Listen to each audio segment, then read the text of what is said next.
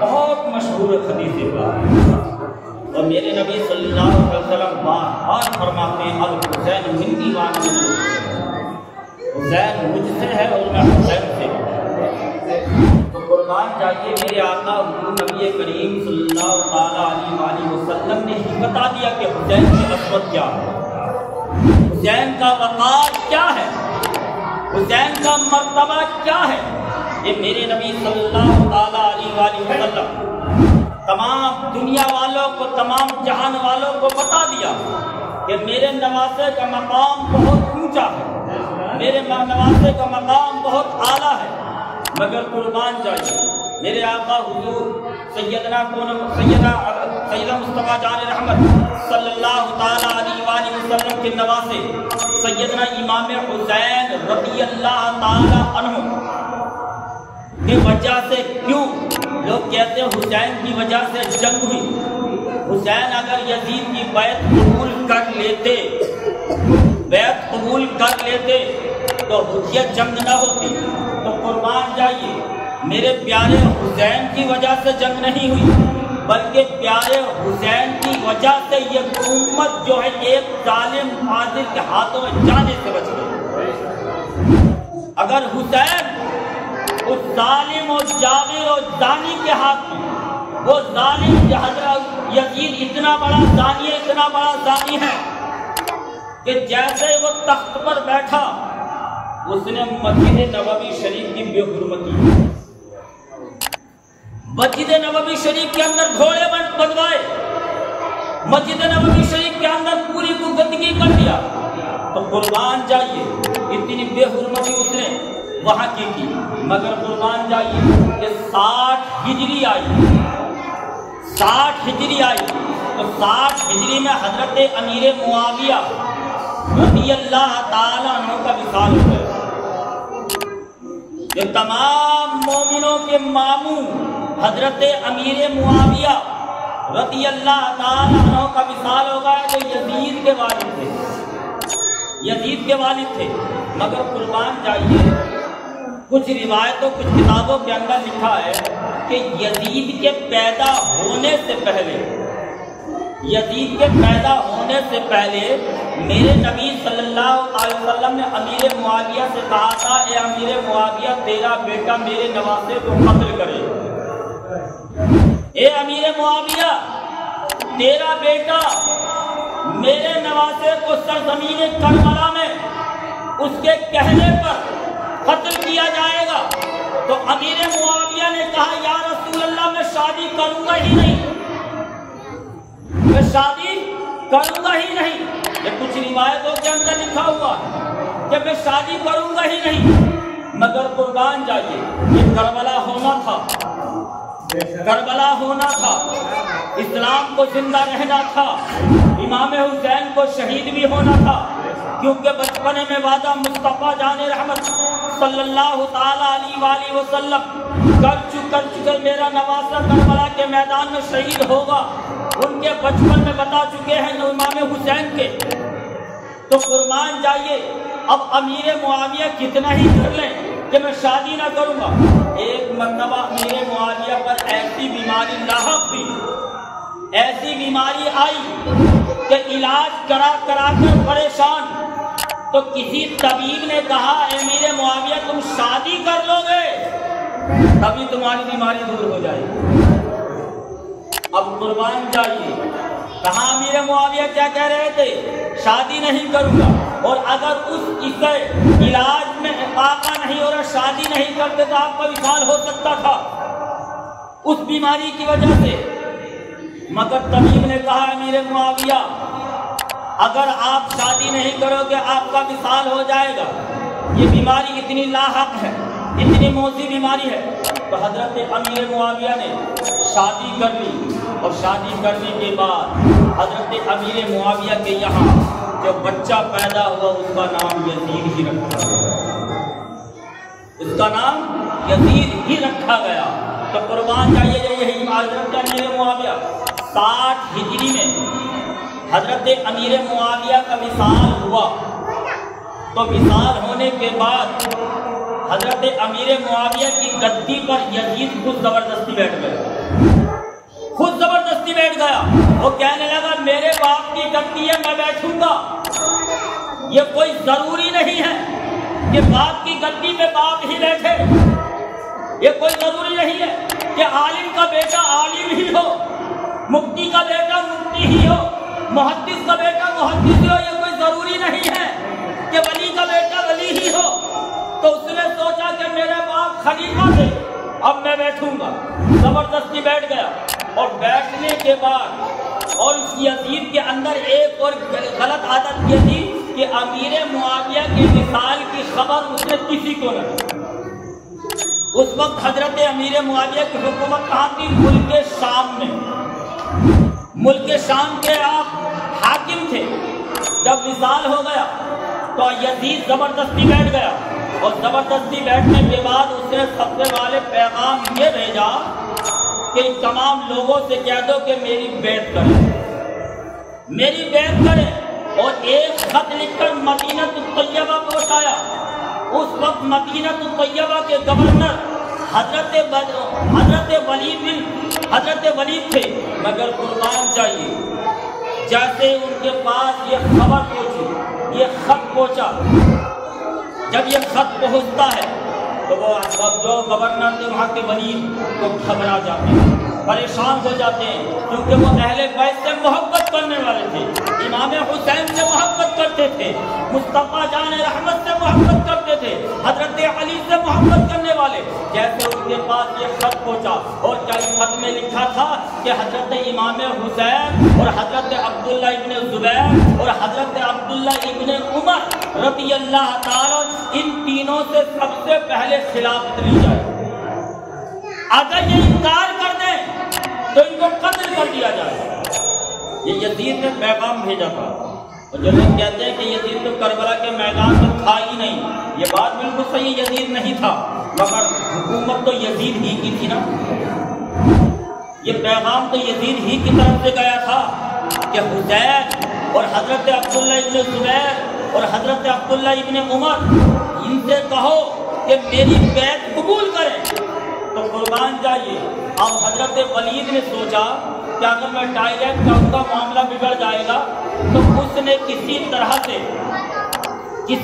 سے اپنے نائب کو بلایا، جو نائب تھا مروان بن حکم، جو نائب تھا مروان بن حکم، جیسے وہ مکھیہ منتری ہوتا اس سے نیچے والا، تو مروان بن حکم تھا، اس کو بلایا۔ اور مروان بن حکم اتنا بڑا ذلیل ہے، اتنا بڑا ذلیل ہے، میرے نبی صلی اللہ علیہ وسلم نے جیسے مروان بن حکم پیدا ہوا تو میرے نبی نے فرمایا گرگٹ کا بیٹا گرگٹ پیدا ہو گیا، میرے نبی نے فرمایا گرگٹ کا بیٹا گرگٹ پیدا ہو گیا، یعنی کہ رنگ بدلنے والا، جدھر پلہ بھاری دے گا ادھر لڑک جاتا تھا وہ مروان۔ اسی طرح انہوں نے سوچا یزید کی حکومت، یزید کا دبدبہ ادھر کو لڑک گیا، اور اس نے کسی طرح دونوں حضرت ولید نے اور حضرت نالائق مروان نے، ان دونوں نے مشورہ کیا کہ یزید کی طرف سے پیغام آیا ہے، اس طرح کی خبر آئی ہے، کیا کریں؟ تو مروان نے کہا ٹھیک ہے ان کو بلاؤ، اور بلانے کے بعد اگر وہ یزید کی بیعت کر لیں تو ٹھیک ہے، ورنہ ان کو قتل کر دیا جائے۔ یہی مروان نے بھی کہا تھا اور یہی یزید نے بھی کہا تھا کہ قتل کر دیا جائے۔ اب کسی طریقے سے ولید نے اپنے قاصد کو بھیجا، مدینہ الطیبہ کے اندر مسجد نبوی شریف کے اندر حضرت امام حسین اور حضرت عبداللہ ابن زبیر دونوں موجود تھے،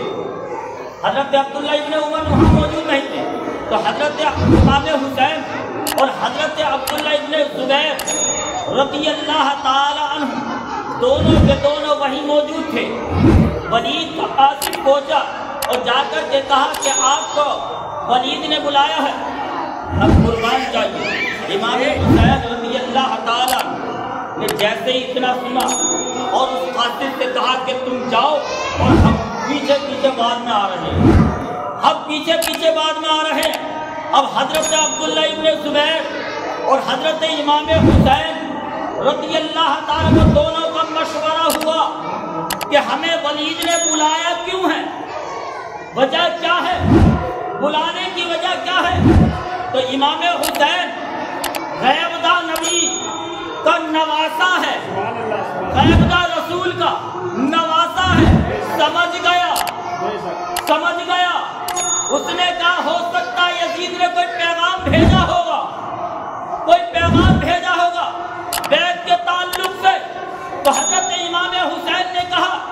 چلو اس قاصد کو واپس کر دیا کہ جاؤ ہم واپس آ رہے ہیں۔ حضرت امام حسین اپنے گھر گئے اور اپنے گھر پہنچ کر کچھ نوجوان لڑکوں کو، امام حسین نے کچھ نوجوان لڑکوں کو اکٹھا کیا اور اکٹھا کر کے اپنے ساتھ دارالامارت میں لے گئے۔ دارالامارت جہاں ولید موجود تھے وہاں پر لے گئے اور حضرت امام حسین نے ان نوجوان لڑکوں سے کہا کہ تم دروازے پہ ہی بیٹھے رہنا، دارالامارت کے دروازے پر ہی بیٹھے رہنا، مگر اندر میں اور عبداللہ ابن زبیر جائیں گے اور اگر کوئی حادثہ ہونے والا ہو تو اندر کو چلے آنا یا میں آواز لگاؤں تب چلے آنا، ورنہ تم یہاں سے ہلنا مت۔ وہ تمام کے تمام نوجوان دروازے پر موجود ہیں۔